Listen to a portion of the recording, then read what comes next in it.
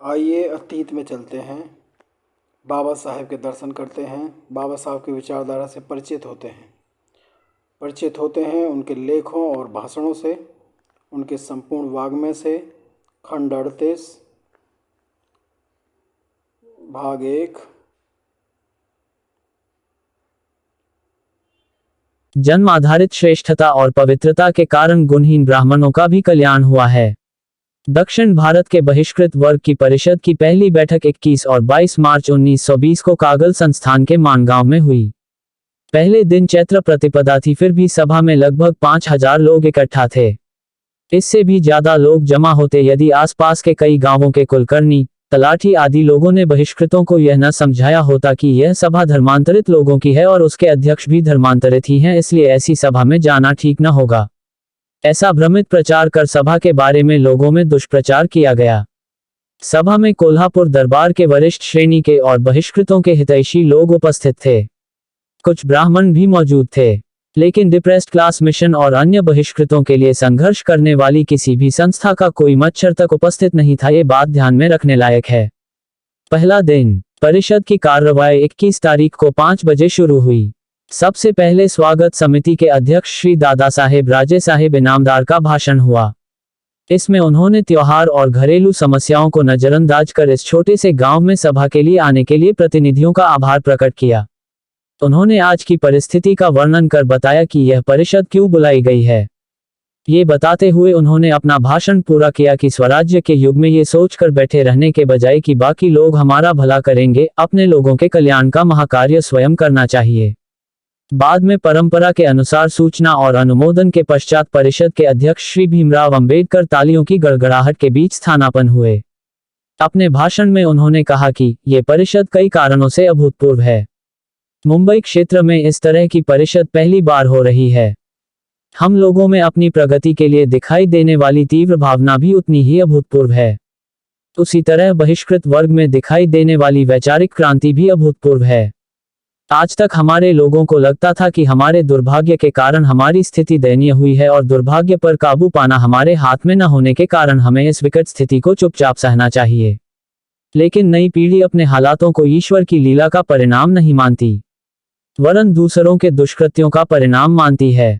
हम जिस हिंदू धर्म के घटक हैं, व्यवहार में उस हिंदू धर्म की सामाजिक रचना दो मूलभूत तत्वों के अनुसार हुई दिखाई देती है, एक जन्म पर आधारित योग्यता और दूसरी जन्म सिद्ध पवित्रता। इन दो सिद्धांतों के आधार पर हिंदुओं का 3 वर्गों में विभाजन किया जाए तो उनके 3 वर्ग बनते हैं। 1 जन्म से श्रेष्ठ और पवित्र, जिसे हम ब्राह्मण वर्ग कहते हैं। वह 2 जिसकी जन्म पर आधारित श्रेष्ठता और पवित्रता ब्राह्मणों से थोड़ी कम है, ऐसा गैर ब्राह्मण वर्ग। 3 जो जन्म से छोटे और अपवित्र हैं, ऐसे हम बहिष्कृतों का वर्ग। इस तरह का वर्गीकरण करके धर्म द्वारा तय किए गए श्रेष्ठता और पवित्रता के विषम प्रमाणों का इन 3 वर्गों पर असर हुआ है। जन्म आधारित श्रेष्ठता और पवित्रता के कारण गुणहीन ब्राह्मणों का भी कल्याण हुआ है। गैर ब्राह्मणों पर जन्म आधारित अयोग्यता की गाज गिरी हुई है। उनके पास विद्या नहीं है, इसलिए आज वे पिछड़ गए हैं, फिर भी विद्या और धन हासिल करने के रास्ते उनके लिए खुले हैं। ये दोनों ही चीजें आज भले ही उनके पास ना हो, मगर कल उन्हें मिलने वाली हैं। हमारे बहिष्कृत वर्ग की स्थिति जन्म आधारित अयोग्यता और अपवित्रता के कारण बहुत चिंताजनक हो गई है। लंबे समय से अयोग्य और अपवित्र माने जाने के कारण प्रगति के 2 बुनियादी कारण नैतिक आत्मबल और स्वाभिमान बिल्कुल लुप्त हो गए हैं। हिंदू धर्मावलंबियों की तरह उन्हें सामाजिक अधिकार प्राप्त नहीं है। वे स्कूलों में जा नहीं पाते, वे सार्वजनिक कुओं से पानी नहीं भर सकते, रास्ते पर चल नहीं सकते, वाहनों का उपयोग नहीं कर सकते आदि छोटे मोटे अधिकार भी उन्हें हासिल नहीं हैं। जन्म पर आधारित अयोग्यता और अपवित्रता के कारण उनका आर्थिक नुकसान भी हुआ है। व्यापार, नौकरी और खेती, ये धन अर्जन के 3 मार्ग उनके लिए खुले नहीं हैं। अस्पृश्यता के कारण ग्राहक न मिलने से उन्हें व्यापार करने की सुविधा हासिल नहीं है। छुआछूत के कारण उन्हें नौकरी नहीं मिलती। कभी कभी योग्य होने के बावजूद बाकी लोग उनके माथत काम करने के लिए इसलिए राजी नहीं होते कि वे निचली जाति के हैं, इसलिए उन्हें नौकरी मिलना मुश्किल होता है। इसी भावना की वजह से उनको सेना से बेदखल कर दिया गया है।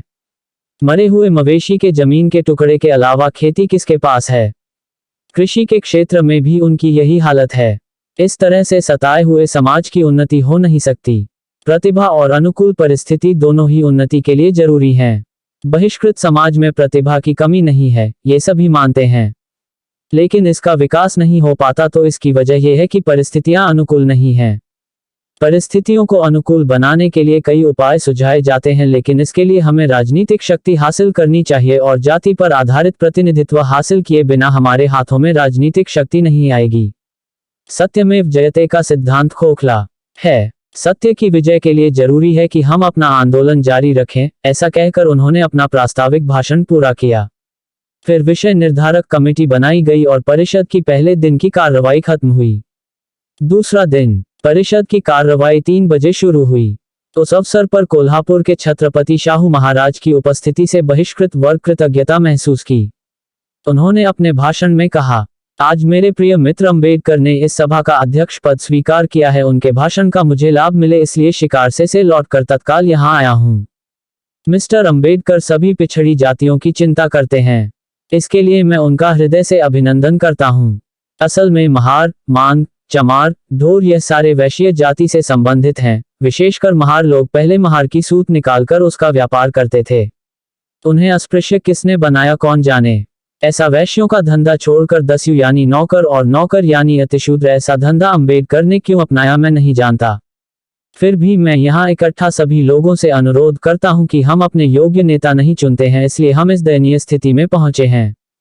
मीठा मीठा बोलकर नाम कमाने के लिए हम में से कुछ स्वार्थी लोग अयोग्य नेताओं को नियुक्त कर अज्ञानी लोगों को धोखा देते हैं। पशु पक्षी भी अपनी ही जाति का नेता बनाते हैं। कोई 4 पैरों वाला जानवर पक्षियों का नेता नहीं बना। जानवरों में भी कभी कोई पक्षी नेता नहीं बनाया जाता। गाय, बैल और भेड़ों का नेता गरिया होता है। इसी कारण आखिर में उन्हें बूचड़ खाने जाना पड़ता है। आज उन्हें पंडित की उपाधि देने में हर्ज भी क्या है। विद्वानों में वे एक आभूषण हैं। आर्य समाज, बौद्ध समाज या ईसाई खुशी खुशी उन्हें अपने में शामिल कर लेते, लेकिन वे वहां गए नहीं क्योंकि वे आपका उद्धार करना चाहते हैं। इसके लिए आपको उनके प्रति कृतज्ञ होना चाहिए, और मैं भी हूँ। मेरे राज्य के बहिष्कृत प्रजाजनों, आपने अपना सच्चा नेता खोज लिया, इसके लिए मैं आपका हृदय से अभिनंदन करता हूँ।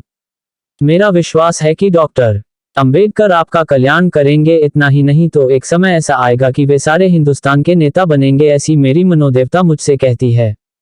शाहू महाराज के भाषण के पश्चात सभा में निम्न प्रस्ताव आम राय से पारित हुए। 1. विश्व युद्ध में अंग्रेज सरकार और मित्र राष्ट्रों की विजय पर यह परिषद प्रसन्नता प्रकट करती है। 2. श्रीमन महाराज शाहू छत्रपति सरकार इलाका करवीर ने अपने राज्य में बहिष्कृतों को समान अधिकार देकर उनका कल्याण करने का सत्कार्य शुरू किया है, इसलिए परिषद की यह राय है कि हर बहिष्कृत व्यक्ति उनके जन्मदिन को त्योहार की तरह मनाए। 3. ये परिषद उन सभी राजा, महाराजा और संस्थान प्रमुखों का हृदय से आभार मानती है जो बहिष्कृतों की प्रगति के लिए प्रयत्न कर रहे हैं। हर व्यक्ति की प्रगति के लिए अनुकूल सामाजिक परिस्थिति का होना अत्यंत आवश्यक है। भारत की जन्म पर आधारित अयोग्यता और जन्म पर आधारित अपवित्रता के कारण भारत की सामाजिक परिस्थिति बहिष्कृत वर्ग की उन्नति के लिए प्रतिकूल है। इतना ही नहीं तो इसके कारण यह वर्ग सामान्य मानव अधिकारों से वंचित है। बहिष्कृत वर्ग भी हिंदी साम्राज्य का अंग है और उसे भी अन्य हिंदी लोगों की तरह निम्न मानवाधिकार प्राप्त हैं। अब सार्वजनिक मार्ग, कुएं, तालाब, स्कूल, धर्मशाला, लाइसेंस प्राप्त मनोरंजन स्थल, भोजनालय, वाहन आदि सार्वजनिक सुविधाओं का उपभोग करने का उन्हें अधिकार है। गुणों पर आधारित योग्यता के आधार पर उन्हें व्यापार करने और नौकरी हासिल करने का अधिकार है। परिषद की राय में जब उपरोक्त अधिकारों के अमल में कोई बाधा आए तो उसे दूर करने में सरकार और कानून को मदद करनी चाहिए। 5. प्राथमिक शिक्षा में लड़के और लड़कियों के बीच भेदभाव न किया जाए। जितनी जल्दी हो सके उतनी जल्दी इसे अनिवार्य और निःशुल्क बनाया जाना चाहिए। 6. बहिष्कृत वर्ग में शिक्षा का प्रसार होना बहुत जरूरी है। इसके बगैर उनकी उन्नति नहीं होगी। परिषद की राय है कि उनमें शिक्षा का प्रसार करने के लिए स्कूल के master, deputy assistant, deputy educational inspector उनका हित चाहने वाले होने चाहिए। चूंकि अन्य वर्गों के लोग बहिष्कृत वर्ग की शिक्षा के प्रति उपेक्षा या अनुदारता दिखाते हैं, इसलिए उपरोक्त अधिकारियों में बहिष्कृत वर्ग के लोग होने चाहिए। परिषद की राय है कि बहिष्कृत वर्ग के शिक्षकों को प्रशिक्षण देने के लिए सरकार विशेष सुविधा देकर उनकी नियुक्ति करे। परिषद की यह राय है कि बहिष्कृत वर्ग में शिक्षा के प्रसार के लिए हर जिले में कम से कम एक डिप्यूटी या असिस्टेंट एजुकेशनल इंस्ट्रक्टर बहिष्कृत वर्ग का हो और इस पद के लिए ट्रेनिंग कॉलेज से 3rd ईयर पास या मैट्रिक पास व्यक्ति को योग्य समझा जाए। 7. ये परिषद विशेष रूप से यह मांग करती है कि जिस तरह अंग्रेजों द्वारा शासित रियासतों में मुसलमानों को और मैसूर राज्य में गैर ब्राह्मण और बहिष्कृत वर्ग के छात्रों को माध्यमिक एवं उच्च शिक्षा के लिए पर्याप्त छात्रवृत्तियां दी जाती हैं, उसी तरह ब्रिटिश शासित रियासतों में बहिष्कृत वर्ग के छात्रों को छात्रवृत्तियां मिलनी चाहिए। 8. इस परिषद का मत है कि सभी जगह स्पृश्य और अस्पृश्यों के विद्यालय एक ही होने चाहिए। बहुत दुख के साथ कहना पड़ रहा है कि इन दिनों महारों की वतनदारी की स्थिति बहुत खराब है। इस परिषद को ऐसा लगता है कि स्थिति खराब होने के 2 कारण हैं। कब महार वतनदारों को मृत पशुओं को ठिकाने लगाने जैसे कई गंदे काम करने पड़ते हैं, इसलिए उनकी वतनदारी को निकृष्ट माना जाता है। कब वतनदारों की वतनी जमीन हर पीढ़ी में बढ़ती जा रही है। हर पीढ़ी में बढ़ती जाने के कारण जमीन के टुकड़े इतने छोटे हो गए हैं कि हर महार वतनदार को पर्याप्त फसल न हो पाने के कारण उनकी स्थिति कंगाल होती जा रही है। इसलिए इस परिषद की दृढ़ राय है कि वतन पद्धति में परिवर्तन करना बहुत जरूरी है। महार के वतन को सभी महारों में बराबर बांटकर सभी को दरिद्र और कंगाल बनाने से अच्छा है कि उस वतन को थोड़े से लोगों में बांटकर उनकी स्थिति को सुखद सम्मानजनक बनाया जाए। इसलिए महारों के वतन की जमीन को चुनिंदा महारों में बड़े पैमाने पर बांटने से जिन महारों को इस जमीन विभाजन के कारण अपनी वतनी जमीन से हाथ धोना पड़ेगा, उन्हें जहां संभव हो वहां जमीन देकर उनकी व्यवस्था की जाए। मौजूदा वतनी जमीन जिन महार परिवारों को दी जाएगी, उन पर यह शर्त लगाई जानी चाहिए कि वे अपने बेटे बेटियों को साक्षर बनाएं और अपनी योग्यता के अनुसार जीवनयापन करें। 10. इस सभा का यह मानना है कि मरे हुए जानवर का मांस किसी भी जाति के व्यक्ति द्वारा खाया जाना कानूनन अपराध माना जाए।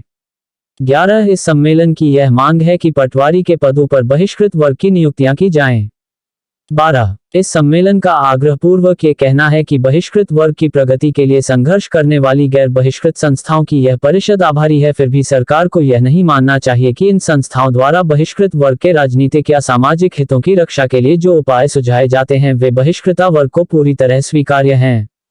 13. परिषद अधिकारपूर्वक मांग करती है कि भावी कानून काउंसिल में स्वतंत्र चुनाव क्षेत्रों से बहिष्कृतों के प्रतिनिधियों को उनकी जनसंख्या और जरूरत के अनुसार चुना जाए।